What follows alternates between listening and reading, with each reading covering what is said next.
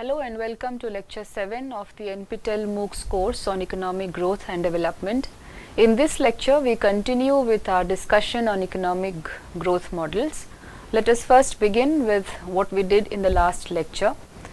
In the last lecture, we summarized three important issues with respect to development models and development thinking. The first part of the last lecture related to the trends in development thinking that took place right from the beginning of 1900s to the beginning of the 1990s. We covered a period of at least a century of development thought and how systematically we can categorize different development models under different heads of development thinking. As far as the trends in development thinking was concerned, we started with the period of the 1900s where development was looked at as universal history. There was a lot of influence in this school of thought with respect to the writings of Marx, and development was thought as a progression through a series of socio-economic stages, and each stage represented a different mode of production in terms depicting the different types of relationship between people and resources in the production process. We also looked at the period of the 1950s where development started being talked of more in terms of economic growth,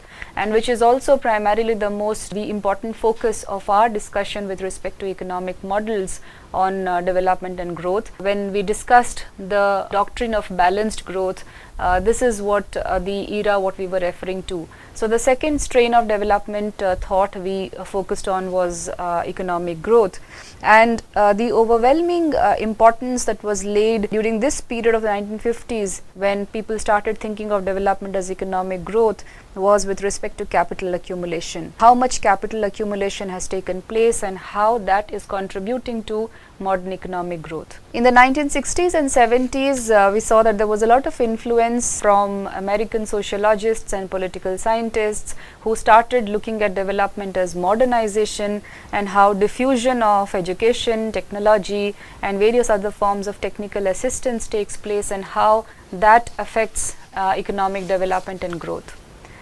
The 1970s development thought tilted more towards what we have come to know as the dependency theorists. Here they challenged the modernization theory of the 1960s and the 1970s, and they called themselves as belonging to the structuralist tradition. This was also heavily influenced by Marxian thought. And this dependency theory enjoyed a lot of influence in the 1970s, and it was broadly seen as a left-wing challenge to a more right-wing modernization theory. The 1980s saw a radical shift from development thinking that took place in the 50s and the 60s and the 70s. The 1980s basically saw the emergence of or the re-emergence of what is referred to as neoclassical economics or neoliberalism, as was called in the 1980s. It was considered to be a radical shift because it was a shift in terms of thinking towards from the notion of state-led intervention and towards more of the role of free markets, and it was through the International Monetary Fund and the World Bank, these neoliberal policies started playing a central role in the developing countries. And this school of thought justified itself in part on the grounds of corruption within the state institutions of many developing countries, which clearly did not have development interests at their heart. The 1990s and the subsequent publication of the Human Development Reports of the UNDP saw the emergence of development thought as reduction in inequalities or poverty reduction. So this was a brief framework, a brief timeline of how development thought had progressed over a period of time starting from the 1900s.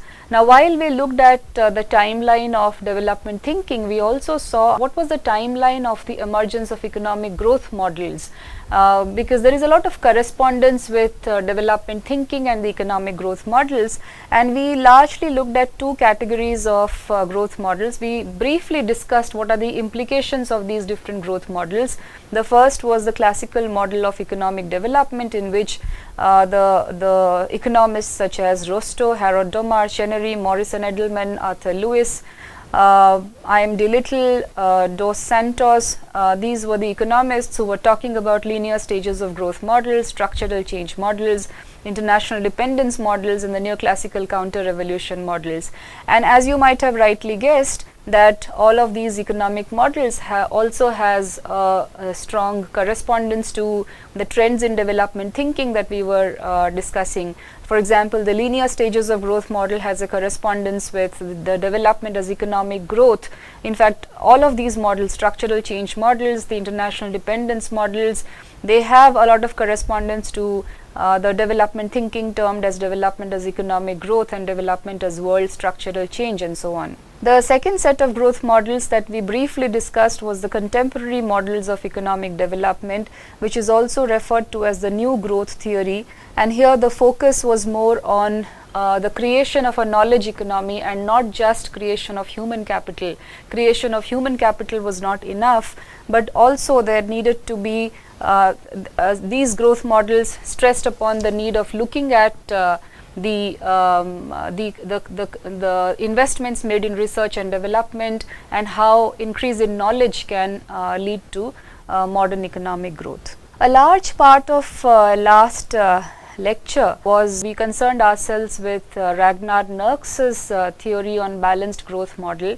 And while there are various growth models doing the rounds, when we look at a basic course on growth and development, we decided we will concern ourselves with the following growth models as is being shown on your slide now. The doctrine of balanced and unbalanced growth, Schumpeter's analysis, Rostow's stages of growth, big push, critical minimum efforts, and the Harrod-Domar and the solo growth model. So we began with a discussion of the doctrine of balanced growth. And the major proponents of the balanced growth, as we discussed in the last class, were Professor Paul Rosenstein-Rodin, Professor Ragnar Nurks, and Arthur Lewis. We began with a discussion of Ragnar Nurks's views on balanced growth doctrine, because that had a lot of influence in development thinking, particularly in the 1950s, 60s, leading up to the 1970s.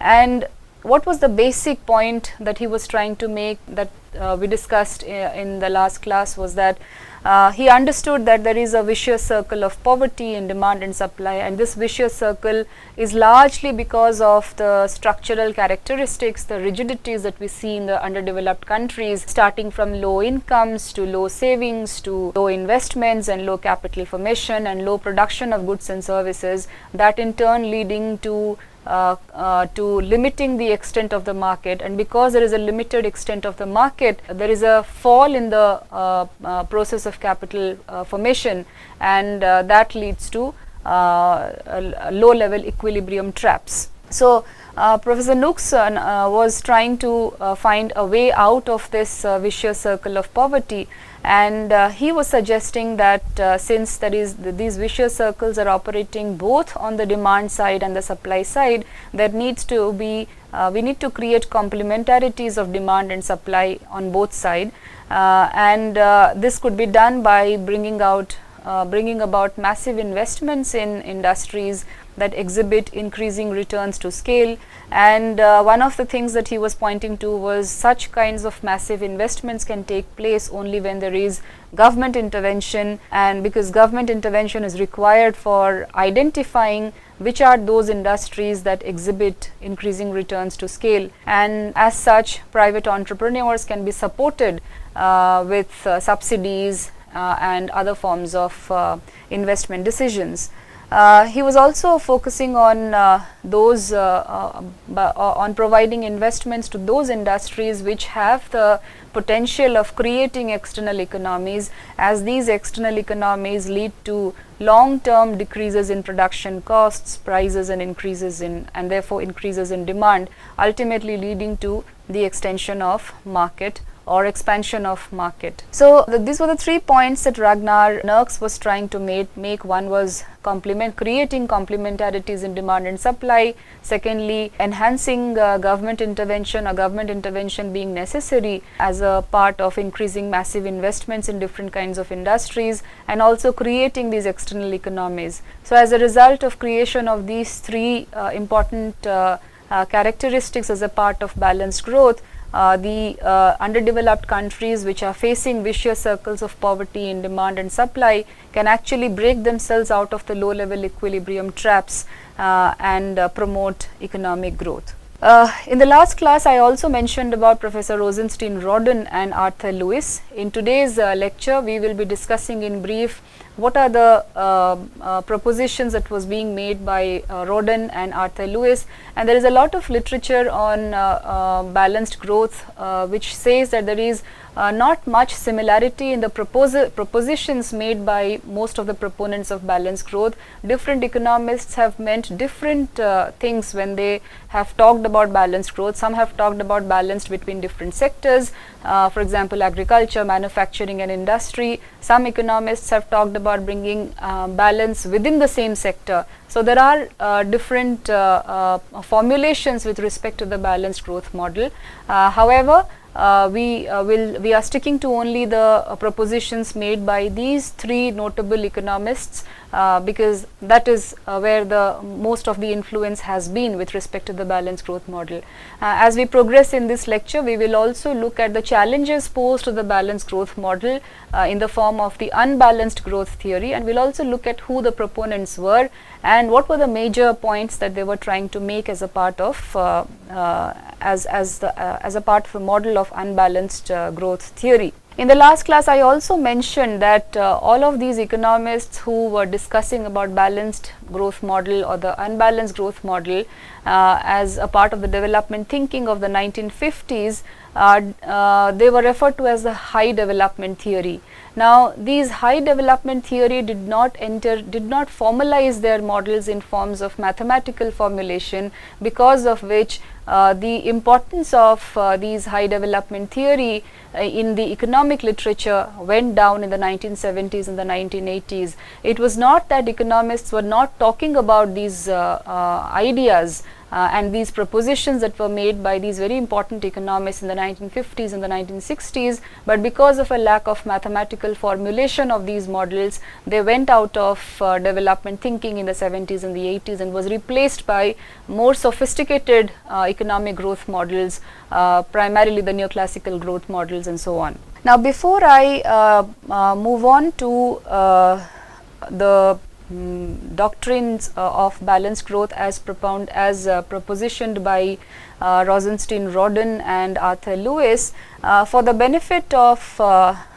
students of this course who are from different backgrounds and different disciplines, I would like to run you through some of the definitional issues of the economic concepts that I have been constantly using in the growth models. And as we come across different models, I will also try to introduce you to give you simplified definitions of various other concepts. I keep using the terms savings and investment and output and capital formation when we as a part of discussion of balanced and unbalanced growth models.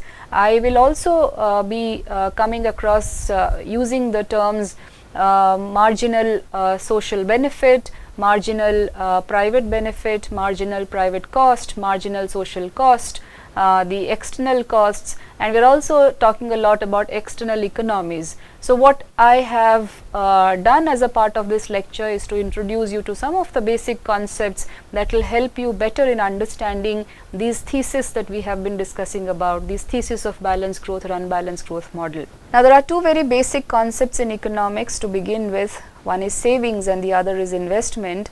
If you recall from one of the earlier classes where I was talking about the circular flow of income and output among households and firms, households basically save and the firms invest. To give you a definition of savings, savings basically refers to that part of disposable income which is not used for consumption and it remains after a person or a household has paid for all the expenses that she has made during a given period of time. So savings can be calculated at different periods of time. It can be calculated for a month or for a quarter or for a financial year, for an agricultural year, and so on and so forth. Investment is basically the act of investing the saved money into financial products with a view of earning profits, and it refers to the increase in capital stock. So the more the savings, the more the investment and more the increase in capital stock. And in a Keynesian sense, Keynes has a lot of contribution to bringing these concepts into the forefront, because his economics is largely a short-run economic analysis, and in which the macroeconomic identities of savings, investment, output play a very big role. So when we are referring to savings and investment, we are mostly referring to savings and investment in a Keynesian sense, where savings is whatever is left over after income is spent on consumption of goods and services, and investment is what is spent on goods and services that are not consumed but are durable in nature. And in terms of an identity, if we consider hypothetical closed economy which does not have any foreign trade, a country not entering into any foreign trade with other countries, then in the final identity we always assume that income is equal to output and savings is equal to investment. So which means that whatever savings is done by the household is ultimately gone as investment by the firms. So the general assumption here is that the households that are saving a part of their disposable income are not saving those incomes in their houses, but they are putting them into the banks, and because the savings go, the income part of the disposable income goes into the banks, the firms then use up these incomes that are lying in the banks as investment. So that's the basic idea of what constitutes savings and what constitute investment. And it is very obvious that of course when investment increases, capital stock increases, which means that capital accumulation in the country increases. And in terms of a macroeconomic aggregation, the more the investment, the more the capital accumulation, and more the capital accumulation, the more the addition to GNP or output and income. Now there are certain important factors that determine the rate of savings of a household, and that is also something one needs to understand when we are looking at growth models. So the level of savings in the economy depends upon a number of factors, but some of them can be listed as follows. One is of course whenever there is a high real interest rate in the economy, it will give a greater return on savings as banks offer more favorable rates. So whenever there is a high rate of interest in the economy, then the households tend to save more in the banks. Second is that when the returns are risky, then the households find it more advantageous to hold back money than putting it in the banks. So poor returns on risky forms of saving, for example stocks and bonds, will make it more advantageous for the households to hold back the money in their own households.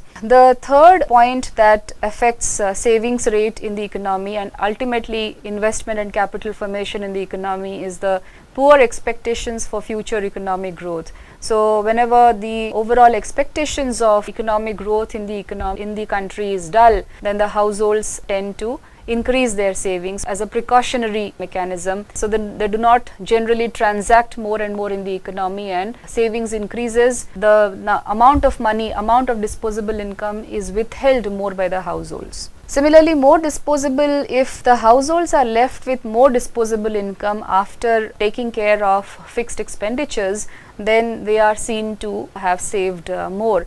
Now there are various ways in which such a situation can happen, which leads to more disposable income. That can happen when the overall levels of income have increased and the business prospects within the economy is looking good, or it can also happen if the overall price level in the economy has gone down, which means people are spending less and less for the very basic consumption expenditures that they need to do. So if they are left with more disposable income after taking care of their fixed expenditures with respect to fooding and housing and clothing and various other necessities, for example education and so on, then they are seen to be increasing their savings. Another feature is when there is perceived likelihood of plunder of the future value of savings, whether legal or extra legal means, then they will save less and spend more. Now this decline in incomes through legal or extra legal means can happen because of various factors within the economy. One of the reasons being that if the business prospects within the economy is not looking good, then people tend to save less for the future and spend more in the current times. And all of these factors together, and many more which I have not discussed in this slide, affect what is referred to as determine what is referred to as the marginal propensity to save. So the higher the marginal propensity to save of the households, the higher they are induced to save. So this the greater this MPS, the more saving households will do as a proportion of each additional increment of income. So the marginal propensity to save is basically telling us that with every 1 unit increase in income, what is the addition or what is the change in the propensity to save of the households, and this is a very important factor in determining the prospects of the economy within a given period of time or a point in time. Similarly, since firms invest, there are different kinds of investments that we need to understand of, but a very basic understanding of what is investment should do for the growth models. Investment is basically made into capital, and this is the intention is to increase productivity, efficiency and output of goods and services. In national income accounting terms, it is important to understand which of these investments enter into investment account, which enters into savings account. Now for a household, investing in stocks and bonds and mutual funds which provides future incomes may look as investment, but in macroeconomic terms these are not considered as investments, and therefore they fall into savings account, and hence they are not counted in the investment account. In monetary terms, the relationship between savings and investment is modeled rather than being an accounting identity. Mutual funds, pension obligations, insurance annuities and other forms of savings marketed by financial intermediaries all consist of stocks, bonds and cash balances, which in turn pay for the capital that increases productivity, efficiency and output of goods and services. And generally there are two forms of investment that we consider when we are looking at savings and investment, when we are modeling savings and investment in the growth models. One is voluntary investment and the other is on involuntary investment. Voluntary investment are the general investments that you make in factories, plants, plant equipments, and that is planned increases in inventory. So voluntary investment is something which the more the investments, the more the increase in output, it is considered good for the economy, is found to be expanding. And involuntary investment are those which are unplanned increases. It leads to creation of output which is not consumed, and this need not necessarily lead to expansionary activities within the economy. Another related concept which is important for us to understand within this discussion of balanced and unbalanced growth models is what is referred to external economies of scale, and this is a Marshallian concept. Alfred Marshall came up with this concept of external economies of scale. The understanding here is something very simple. In this graph you see x-axis showing the output produced by a firm in the long run or by the industry in a long run. The y-axis shows the costs and the prices. The two curves, the blue curve shows the long run average cost curve, and the red line shows the long run average cost curve after taking into account external economies of scale, and this is important for us to understand here. So when in the long term expansion, what is the reasoning here, what is the proposition here? It is that in the long term, when industry expands, it leads to development of various other subsidiary industries or services, and that benefit the suppliers. So obviously when it benefits the suppliers, the costs are bound to come down for the suppliers.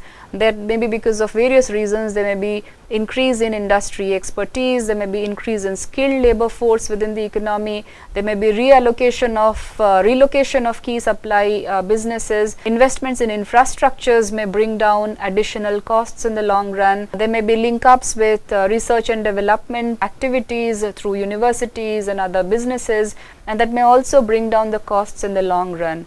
And because of these decline in costs in the long run, that adds to external economy, certain benefits are created in the long run, and which is why the long run average cost curve will invariably always come down. And this is what is meant by this gap here, basically the shift down of the long run average cost curve from LRAC1 to this, the red line shows what are the external economies of scale that have accrued because of the increase in benefits to expansion of industries in the long run. A few other concepts which are largely a part of public economics also needs to be understood in this context. Before I run you through these concepts which are showing on the slide, let me introduce you to this very simplified graph where the x-axis here shows the quantity of output being produced, in an economy at a certain point of time.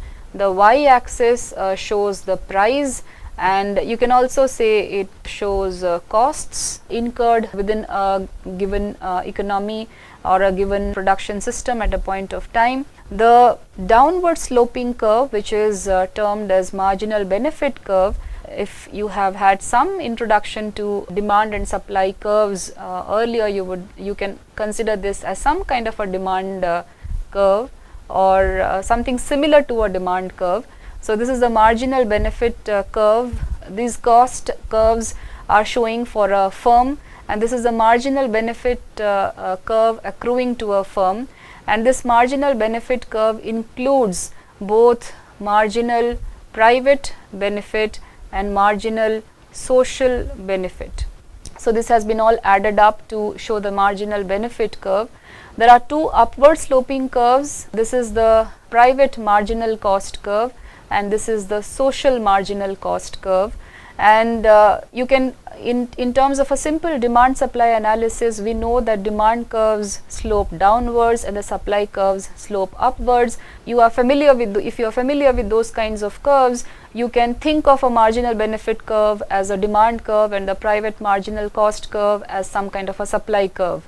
And we know that the equilibrium quantity is produced or consumed at the intersection of the supply curve and the demand curve, and in this case the equilibrium quantity or the competitive quantity that a firm should be producing is at this point. So this is the competitive quantity if the firm is faced with this private marginal cost, and if the firm is faced with the marginal benefit curve here. Now if you look at this curve, which is the marginal social cost curve, it basically looks at what is the, in a certain setup, if there are certain external costs accruing to a firm apart from the marginal cost, private marginal cost that is accruing to it, and if we add up the external cost to the private cost, then we get what is called the marginal social cost. And this is usually seen in the case of polluter industries. So if you have an industry which is producing, say, steel, and it's a polluting industry, and of course the firm has a certain private marginal cost, but if we add up the environmental damages that this industry is causing, and if we give some kind of a valuation to that cost, which is the external cost, then we will come up with a cost calculation which is much higher than the private marginal cost curve here. So this is, so assuming that this is a polluting industry, and if we are adding up the marginal external costs of, say, pollution here, then we can say that private marginal cost plus marginal external cost will lead to a very high marginal social cost curve.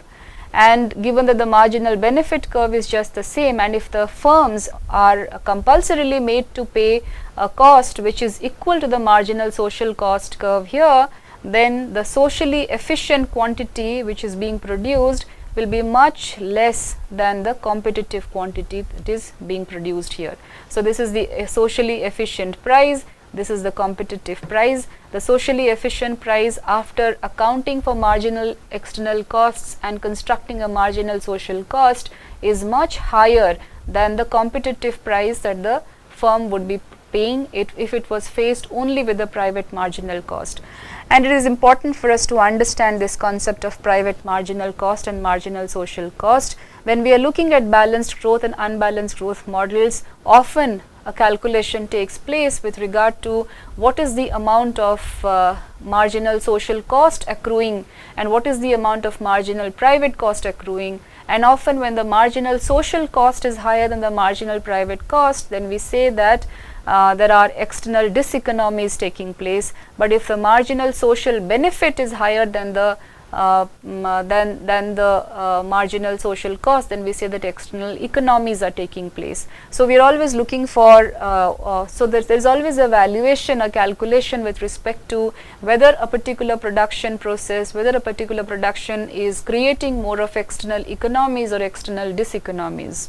Now I will take you back to these very simple concepts in economics that one needs to be aware of when we are looking at growth models. It's keeping the graph that I showed you in mind, you can now understand these cost concepts here. The first is the marginal private cost. So this is basically a cost that the firm has to calculate on its own, given its raw materials, given its resources, given its cost conditions that the firm faces. So it is basically the change in the producer's total cost brought about by the production of an additional unit of a good or service, and it is also known as marginal cost of production.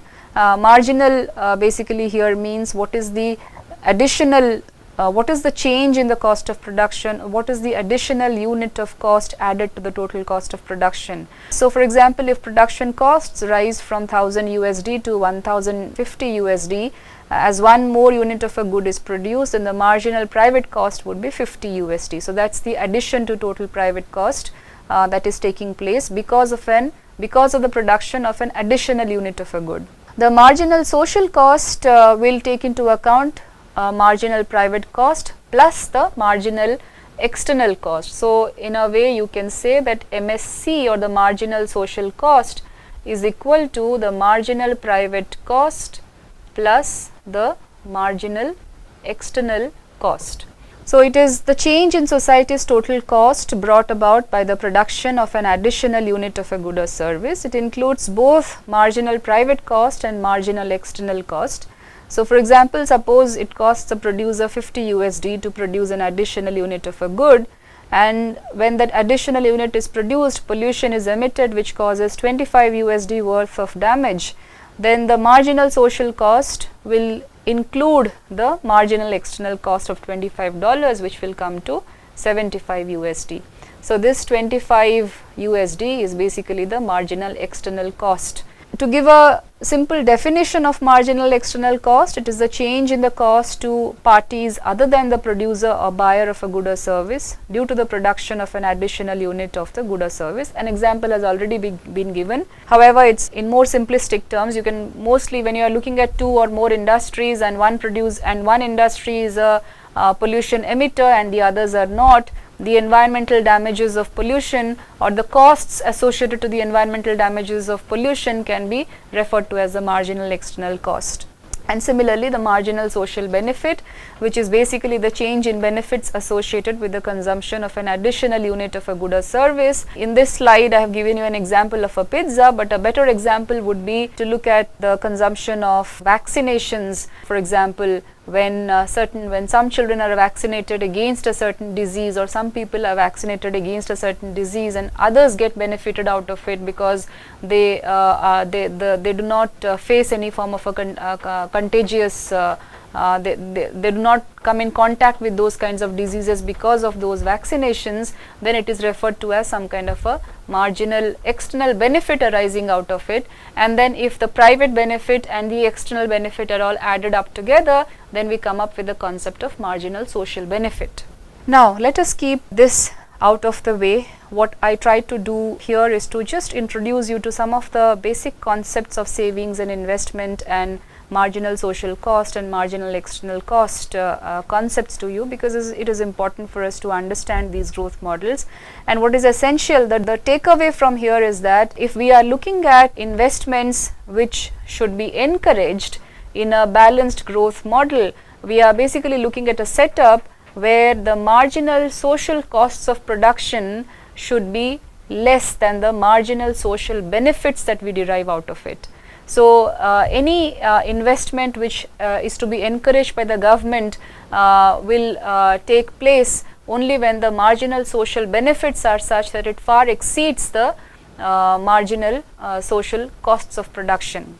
Now I will come to, I'll come back to the discussion on balanced growth model. The second important proponent of the balanced growth model was, as I have mentioned earlier, Rosenstein-Roden. And Rosenstein-Roden himself never used the term balanced growth, However, he is shown as one of the proponents of the balanced growth model because he discussed a certain problem, and he developed his ideas in a 1943 paper which was titled Problems of Industrialization of Eastern and Southeastern Europe in Economic Journal. It came out in 1953, and he was trying to formulate a certain problem only in the context of Eastern and Southeastern Europe.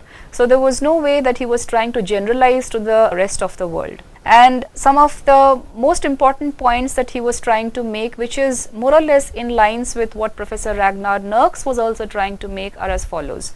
First is that the use of capital by any single entrepreneur is inhibited by the small size of the market for his product, which means that, and of course he is talking in the context of underdeveloped countries, less developed countries, where anyway there are very few private entrepreneurs, and the capacities of the single entrepreneurs is inhibited. The use of capital by the single entrepreneurs are inhibited because anyway there is a very small size of the market for their product, and therefore investments of a largely widening type can be the generator of higher incomes. And when he is referring to the term widening type, he is basically referring to investments made in one industry which can lead to increase in demand for products because of investments made in other industries and so on. So he is also looking at those kinds of industries which show increasing returns to scale, which have more external economies accruing to them. The third point he was making is with regard to disguised unemployment. Because these countries, Eastern and Southeastern European countries, were mostly agrarian economies, and there was a lot of disguised unemployment. So there was a lot of reserve labor in these countries. So disguised unemployment or the labor reserve provides the basis for this increase in investment. So this labor force need to be employed in those widening type of investment related industries that can lead to increase in employment and therefore demand and therefore economic growth and so on. The market is enlarged not by improvements in productivity following investment, but by putting unemployed men to produce a balanced output. And increasing returns result not from technical economies but from external economies due to higher and mutually supporting demand. I will go into a little detail into what was his proposition really. His proposition came in the form of a formulation, and so this was his formulation. I have put them down in numbers. The first thing that he was trying to make in this paper was, it is generally agreed that industrialization of international depressed areas like Eastern and Southeastern Europe is in the general interest not only of those countries but of the world as a whole. So he is looking at not the development of certain sectors within a country, but he is looking at the world as a whole and how development of certain areas and what kind of balanced growth model should be followed in certain areas so they can be integrated with the world as a whole. Because international division of labor, as pointed out by Adam Smith when he was writing in the 18th century, can lead to the increase in the wealth of nations. So the second point he was saying was that in order to reach an optimum size of the industrial enterprises, the area of industrialization must be sufficiently large.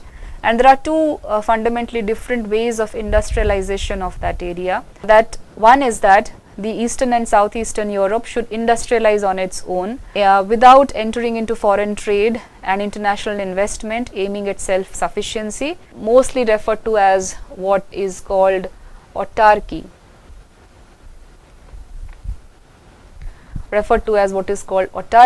And the second form of investment was industrialization was an alternative way that would fit Eastern and Southeastern Europe into the world economy, which would preserve the advantages of international division of labor and would therefore in the end produce more wealth for everybody. And this alternative way of industrialization is obviously the more preferable one than the autarkic one. And the first task of this form of industrialization will be to provide for training and skilling of labor, which is to transform Eastern Europe peasants into full-time or part-time industrial workers. And it will be a good investment for the bulk of industries to be created when taken as a whole, although it may represent irrecoverable costs for a smaller unit. It constitutes an example of what we just discussed, the divergence between private and social marginal net product, where the social marginal net product is greater than the private marginal net product. So he was also talking, like Ragnar Nurks, about complementarity of different industries, And he said that complementarity of industries provides the most important set of arguments in favor of a large scale planned industrialization. So he gave a certain example of a shoe factory, which is one of the most highly exemplified, one of the most common examples taken in the context of balanced and unbalanced growth models. So he was saying, let us assume that 20,000 unemployed workers in Eastern and Southeastern Europe are taken from the land and put into a large shoe factory. They receive wages substantially higher than their previous meager incomes, and it would be impossible to put them into industry at their previous income standard. The previous income standard being a more unskilled, more agrarian income, which is much lesser than what it existed in the industry, because they need more foodstuffs than they had in their agrarian semi-unemployed existence. And also because these foodstuffs have to be transported to towns, and because the workers have to pay for housing accommodation. In other words, their costs have increased, so they cannot receive a wage which was equivalent to their previous wage rates. Now, if these workers spent all their wages on shoes, a market for the products of their enterprise would arise, representing an expansion which does not disturb the pre-existing market. In other words, what he's basically trying to say here is that now these workers receive wages. They are working in a shoe factory now, but they will not demand only shoes. There will be demand for other things, for example, foodstuffs. But if they were demanding only shoes, then 90% of their problem would have been solved, assuming 10% is profit. But the trouble is that the workers will not spend all their wages on shoes, and therefore the requirement of complementarity investments in other industries. So his formulation was that if instead 1 million unemployed workers were taken from the land and put not into one industry, but into a whole series of industries which produce the bulk of the goods on which the workers would spend their wages, what was not true in the case of one shoe factory would become true in the case of a whole system of industries, and it would create its own additional market, thus realizing an expansion of world output with the minimum disturbance of the world markets. And two other type of external economies will arise when a system of different industries is created. First is the strictly Marshallian economies external to a firm within a growing industry, and the second are the external economies to one industry due to the growth of other industries. And the existing institutions of international and national investment do not take advantage of external economies. There is no incentive within their framework for many investments which are profitable in terms of social marginal net product, but do not appear profitable in terms of private marginal net product. Now, Rosenstein-Rodin was a formulation in the context of Eastern and Southeastern Europe, and he ended with a question. He said that if the aim of industrialization in international depressed areas is to produce a structural equilibrium in the world economy by creating productive employment for the agrarian excess population, it may be assumed that the creditor countries will not be willing to enter into commitments for more than 10 years. How much can be achieved in that period, and what is the rough order of magnitude of the capital required? So Rodin was coming up with a basic problem which was mostly in the context of Eastern and Southeastern Europe, and therefore it cannot be generalized as is being done of the balanced growth model for all the countries of the world. Arthur Lewis's views on balanced growth model was much more simpler and of a completely different kind than what Nurks and Rodin were trying to say. He was trying to talk about balanced growth, the need to maintain balanced growth between agriculture, manufacturing and export sectors. So he was talking about sectoral balance and within a country. So agriculture being represented by A, manufacturing by M, and export sector by X. So if output in the manufacturing sector expands without a corresponding increase in agriculture, then either agricultural prices will rise or imports will increase, bringing balance of payments problems. So expansion of manufacturing sector must be matched by expansions of agriculture or exports, unless the expansion of manufacturing is catered to by import substitutes. And in case it is not possible to increase production simultaneously in agriculture and industrial sectors, then Professor Lewis suggested that strategy of balance between domestic and foreign trade should be adopted. And if industrial sector is not developing, then agricultural produce should be exported and industrial products should be imported, and vice versa. Now this is clearly a very different idea of balanced growth from Nurks's and Rodin's. It seems to reduce to little more than advice to avoid food shortages, inflation and balance of payments problems, and this also illustrates the extremely difficult, extremely different doctrines even within development economics for which the name balanced growth has been appropriated. And this is not the end of the discussion of the balanced growth model. There are many more, but we will skip it for the sake of this course. But this gives you this roughly gives you an overview of what was meant by balanced growth model and what the different proponents were trying to say.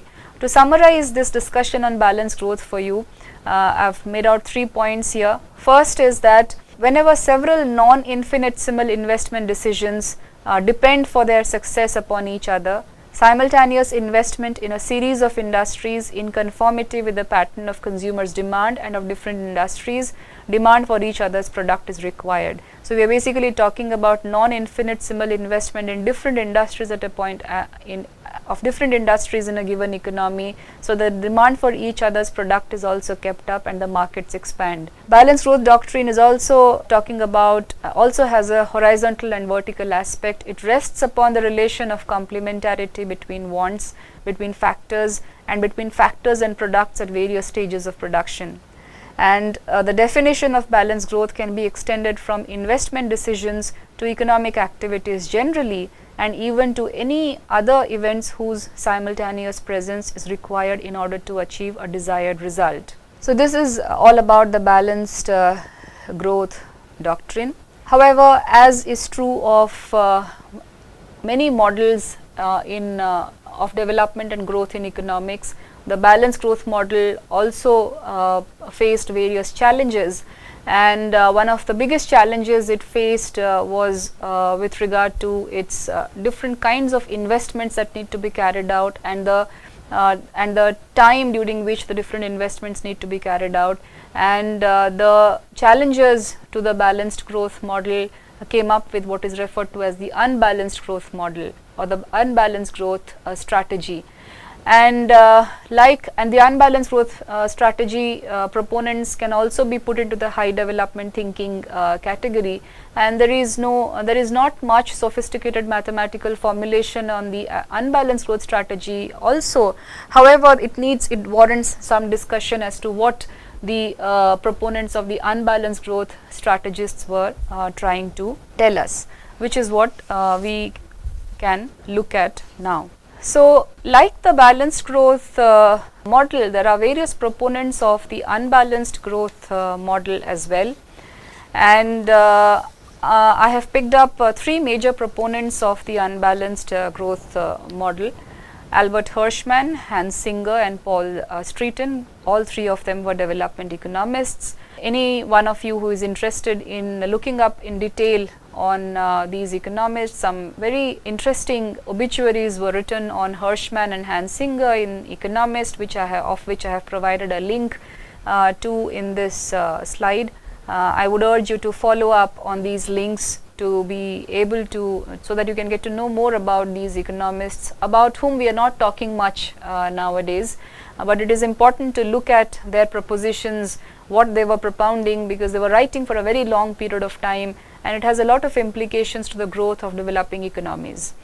Paul Streeton turned 100 years old last year, and he's also a development economist. He's very highly his highly acclaimed book, First Things First: Meeting Basic Human Needs in the Developing Countries, is an interesting read, and I would also urge those interested, if you're interested, to look up this book as well. Now, of all of these economists who propounded the unbalanced growth strategy, I will discuss only Hirschman's thesis here, and the all others more or less follow Hirschman's line of thinking, and like Ragnar Nurks had a lot of influence on the balanced growth strategy thinking in the 1950s and the 60s.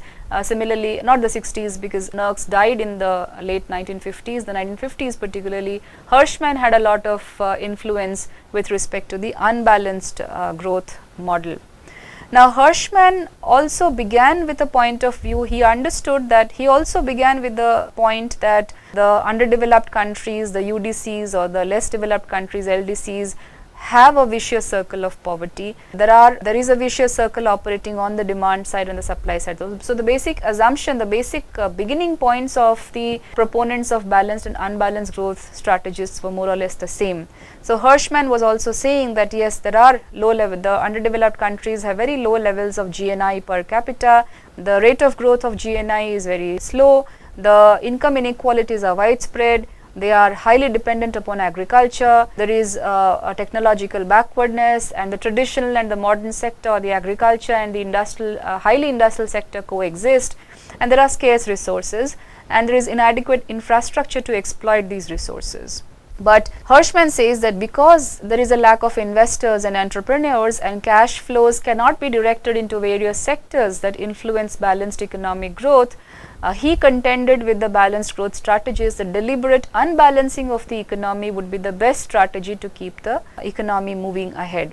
So Hirschman says that development is a chain of disequilibria that must be kept alive rather than eliminate the disequilibrium of which profits and losses are symptoms in a competitive economy. And he says that if the economy is to keep moving ahead, the task of development policy is to maintain tension, disproportions and disequilibria. This idea can be explained in terms of the growth rates of investment, income and consumption. If you look at these notations here that I have provided on the slide, change in I to I, which is basically showing us the rate of investment, income and consumption. In terms of unbalanced growth, it basically says that all of these growth rates are not uniform. The change in investment, change in income and change in consumption are not uniform, and it is not desired that they be uniform. Now, Hirschman is also proposing, or the unbalanced growth strategists are also proposing heavy investments, huge investments. However, the way the investment should be carried out is different, is what they are basically saying. So, the strategy of unbalanced growth, they are saying, is most suitable in breaking the vicious circle of poverty, and the poor countries are in a state of equilibrium at a low level of income. Production, consumption, savings and investment are so adjusted to each other at an extremely low level that the state of equilibrium itself becomes an obstacle to growth. And the only strategy of economic development in such a country is to break this low level of equilibrium by deliberately planning unbalanced growth. So Hirschman is of the opinion that shortages be created by unbalanced growth because they offer considerable incentives for innovations and inventions. He is classifying investments into a series of investments into two categories. One is the convergent series of investment and the second is the divergent series of investment. The convergent series of investment implies the sequence of creation and appropriation of external economies.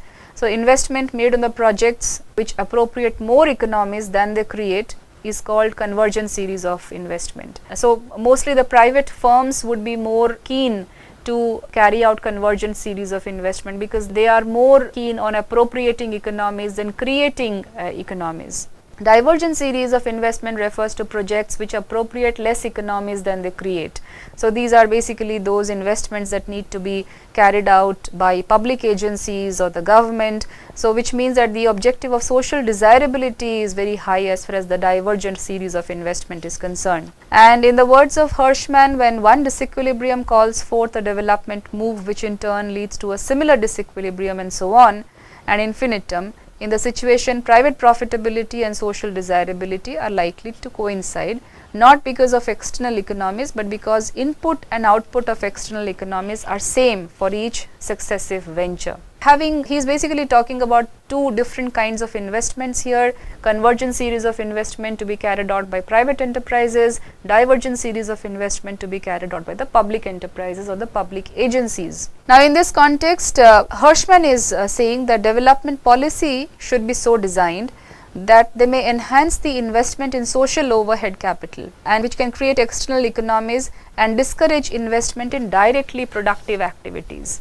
So he is asking to unbalance the economy by creating, he is asking about creating unbalances within the economy, it is possible by investing either in social overhead capital or indirectly productive activities.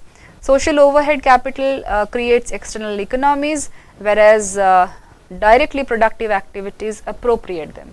So social overhead capital create external economies, they create external economies, and the directly productive activities appropriate economies. So, which means that social overhead capital will be largely taken up by public agencies and directly productive activities will be taken up by private firms. Now, social overhead, to give a short definition of what he means by social overhead capital, they are basically those concerned with primary, secondary and tertiary services. In social overhead capital, we include investment on education, public health, irrigation, water drainage, electricity. Investment in SOC favorably affect private investment in directly productive activities. So, which is why the private firms will also be more interested in taking up social overhead, in the public agencies taking up social overhead capital. Investment in SOC or social overhead capital will also be referred to as autonomous investment. Will also be referred to as autonomous investment, which is made with the motive of private profit. Investment in SOC provide, for instance, cheap electricity, which would develop cottage and small scale industries. Similarly, irrigation facilities lead to development of agriculture. An imbalance is created in SOC. If an imbalance is created in SOC, it will lead to investment in DPA. Directly productive activities include investments which lead to direct increase in supply of goods and services, and investment in directly productive activities means investment in private sector, which is done with a view to maximize profits. In those projects, investment is made first where high profits are expected. In this way, DPA are always induced by profits, whereas social overhead capitals may or may not be induced by profits. Now, the question arises whether one should go with excess social overhead. How does one unbalance the economy? Whether unbalancing of the economy should take place by creating excess social overhead capital or creating excess directly productive activities. And it can be, imbalance can be created by both by SOC and DPA. But the question before us is that in which direction the investment should be made first, so as to achieve continuous and sustained economic growth. And the answer according to him is quite simple. The government should invest more in order to reap these economies. The private investors would make investment in order to enjoy profits. So, this would raise the production of goods and services. This investment in SOC would automatically bring investment in directly productive activities. In case investment is made first in DPA, the private investors would be facing a lot of problems because social overhead capital has not been created for them. So, they cannot take advantage of the external economies arising out of social overhead capital. So, if a particular industry is set up in a particular region, that industry will not expand if SOC facilities are not available. And in order to have SOC facilities, the industry has to put political pressure, and which is of course a tough job. So, excess DPA path is full of pressures, because whereas excess SOC path will smoothen out things for the private industries. Now, let us try to look at this, understand this better by looking at this figure here. So, Hirschman, as I have already discussed, laid two assumptions for unbalancing, for the thesis of unbalanced growth or imbalancing the economy. The first is SOC, social overhead capital, investments in SOC and DPA should not be increased at the same time. And second is that path should be followed which maximizes private investment. Now, both social overhead capital and directly productive activities can go to increase investment, but the contention here is that which path should be followed first. Now, in this figure on the x axis, we have shown the social overhead costs. Y axis shows the directly productive activity cost. So, you can take an example of, let us say, creation of electricity poles, let us say, as an example of social overhead capital costs. DPA would be, let us say, creation of pens, which of course also requires electricity. So that's a directly productive activity cost. You're producing an output here, but here you're producing an infrastructure so that it can create DPA. So the x-axis shows the SOC cost and the y-axis shows DPA cost. The curves A, B, C, D and E, F, they are the isoquants or the equal product curves. So the isoquants are basically showing the different combinations of DPA and SOC cost, and these different quantities of DPA and SOC gives us the same GNP at any point of time. So each of these isoquants A, B, C, D and E, F, they are basically talking about different levels of GNP, let's say GNP, different levels of or different levels of income. So these combinations of different combinations or different quantities of SOC cost and DPA cost gives us different levels of incomes, and of course it is always desirable that we climb higher isoquants than coming down. So higher the isoquant, higher will be the GNP and vice versa. The curves are drawn in such a manner that a 45-degree line through the origin connects the optimal points on the different curves, and this line shows the balanced growth of SOC and DPA. So which means, so on this line SOC is equal to DPA, so it shows the balanced growth of social overhead capital and directly productive activities. In this diagram, the points A, C and E are all equilibrium points where SOC is equal to DPA. Now if the development is followed via excess capacity of SOC, then the path of development would be from, if the direction followed first is investment in SOC, then the path followed will be from AB to CD and then to E. When investment in SOC increases by AB, the investment in DPA, it will lead to an increase in DPA to AB dash. So this increase in SOC AB will lead to a corresponding increase in DPA to AB dash.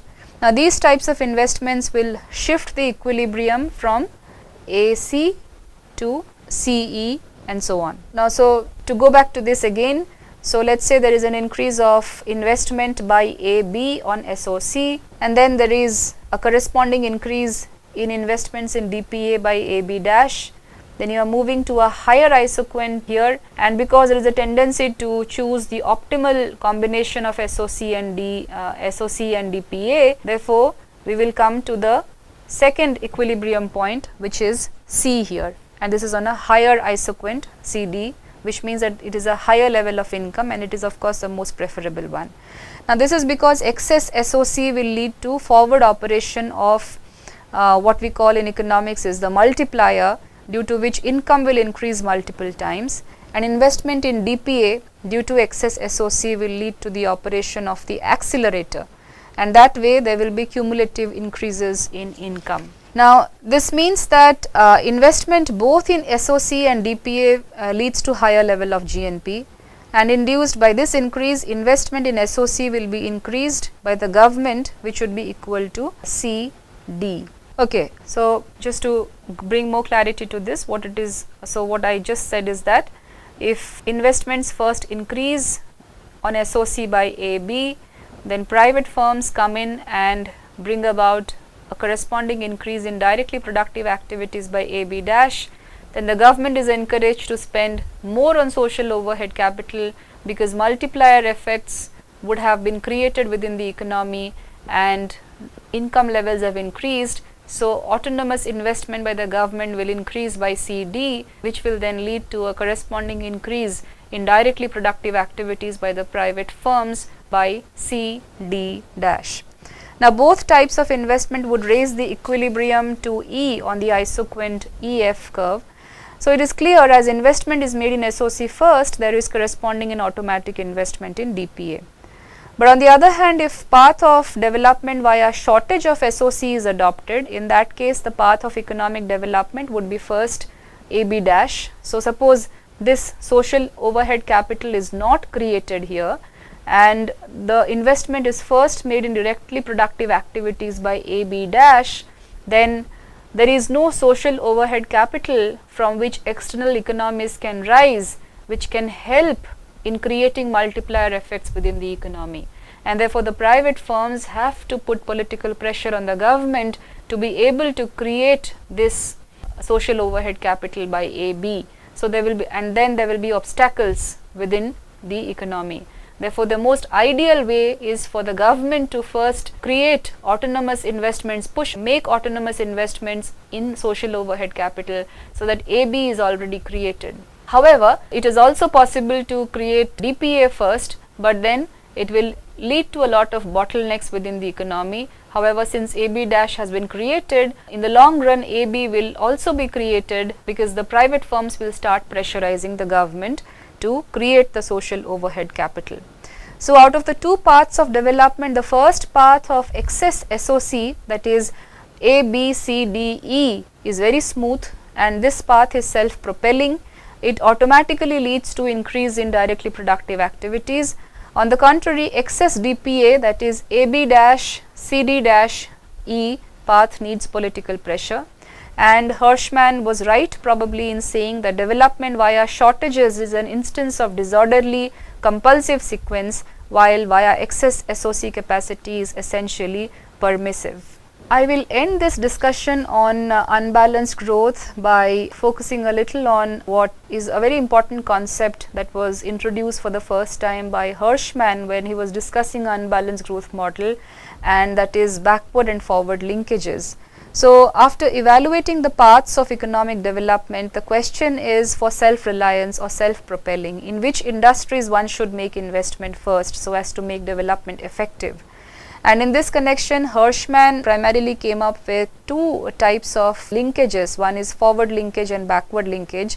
Of course, he also came up with total linkages. Let us begin with backward linkages first. By backward linkages, he means growth due to a set of industries that stimulate the growth of those which supply raw materials. So setting up of a steel plant, for example, would stimulate the demand for steel, scrap, coal and other related goods, and precaution of these goods will accordingly increase. So these are backward linkages. Forward linkages refer to the growth of certain industries owing to the initial growth of those which supply raw materials. An expansion of steel industry, for example, will encourage industries making machines, tools, etc., using steel as their basic input. So in short, the study of forward and backward linkage facilitates the choice of activities through which growth with imbalances should be generated in the system, and industries generating maximum linkages ought to be developed first. So let me summarize today's discussion. In today's discussion, we looked at two very important models of economic development, or if you wish to say so. There are two, we looked at balanced growth model and the unbalanced growth model. We looked at certain contexts in which the proponents of these models talked about balanced development of the economy and unbalanced development of the economy. As far as balanced development of the economy is concerned, we focused more on Ragnar Nurks's ideas, where he was talking about the vicious cycle of poverty on the demand side and the supply side, and what needs to be done to be able to get out of these low level equilibrium traps as we see in the less developed countries. And his proposition was that we should create more investments within the economy that creates complementarities of demand and supply by encouraging more of government intervention, government investments, and also by identifying those industries which have more increasing returns to scale, that have more economies, that can create more economies of scale. The unbalanced growth model came up as a challenge to the balanced growth model, because the unbalanced growth model primarily the model proposed by Hirschman said that unbalance or imbalance is probably most preferable, because unbalance has the capacity of creating more growth in different industries. And he suggested two different kinds of investments, convergent series of investments, divergent series of investments. The convergent series of investments appropriate more economies than creating them. Divergent series create more economies than appropriating. So convergent series of investment are more preferable by the private firms. Divergent series of investment are to be taken up more by the public agencies. We also saw different types of investments that can be carried out, that was proposed by Hirschman. Two types were proposed by Hirschman. One was investments on social overhead capital and the other was directly productive activities. His proposition was that it is possible to carry out, to develop the economy by inducing investments in both social overhead capital and directly productive activities, but the most preferable form of carrying out development was to create excess capacity through social overhead capital, so that the directly productive activities can appropriate the economies that are arising out of social overhead capital, and therefore economic activities can increase. However, if the other is done, where shortages are created in social overhead capital and directly productive activities through private investments are taken place first, then the process of development will not be smooth, because the directly productive activities will anyway require to appropriate the economies of the social overhead capital, and they will have to put pressure, political pressure on the governments to create social overhead capital after creating directly productive activities. So the most preferred form of investment is creating excess capacity through social overhead capital and then moving on to directly productive activities. Hirschman also, through his thesis, pointed out that one should look at development of those industries which have total linkages, backward and forward linkages, and development policies can be planned in such a manner. We will continue this discussion on growth models in the next classes. Just to remind you, we will be looking up mostly on these models. We have completed the doctrine of balanced growth and the concept of unbalanced growth. In the next class, we will be looking at Schumpeter's analysis of growth and Rostow's stages of growth, and which is talking about different models of development in the context of growth models. So this will be a lecture which will continue in the next class. I'll take references to the balanced and unbalanced growth models as well. Thank you.